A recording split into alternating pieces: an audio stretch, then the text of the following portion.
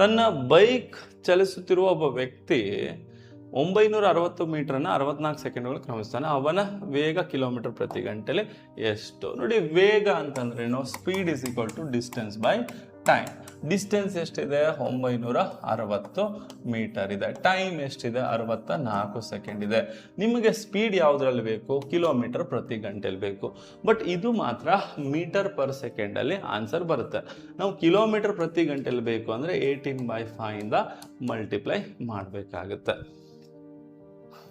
ಇದು 32 2 64, 32 3 96, 30.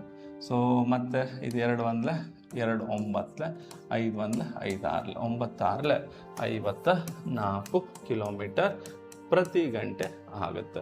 ಸೊ ನಿಮಗೇನು ಗೊತ್ತಿರಬೇಕು? ಮೀಟರ್ ಪರ್ ಸೆಕೆಂಡ್ನ ಕಿಲೋಮೀಟರ್ಗೆ ಪ್ರತಿ ಗಂಟೆ ಕನ್ವರ್ಟ್ ಮಾಡಬೇಕಂದ್ರೆ 18/5 ಇಂದ ಮಲ್ಟಿಪ್ಲೈ ಮಾಡಿ.